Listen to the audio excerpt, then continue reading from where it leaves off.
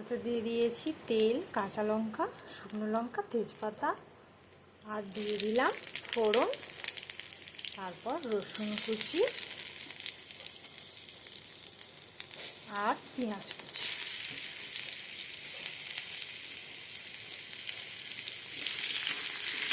একটু ভাজা ভাজা করে নেড়ে পেঁপে, টমেটো আর মুসুর ডাল সিদ্ধ করে রেখেছিলাম এটা ছুঁকে নেব, তাহলেই তৈরি হয়ে যাবে আমাদের মসুর ডাল দিয়ে পেঁপে।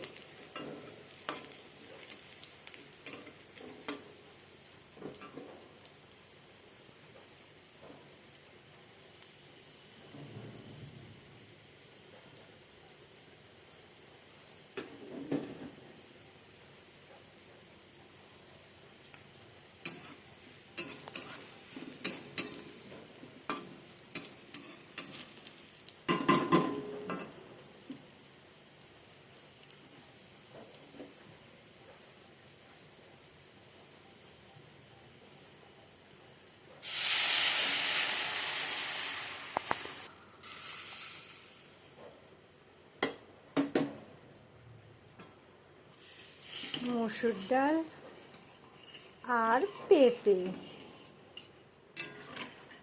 দিয়ে মসুর ডাল। কেমন হলো রেসিপিটা বন্ধুরা?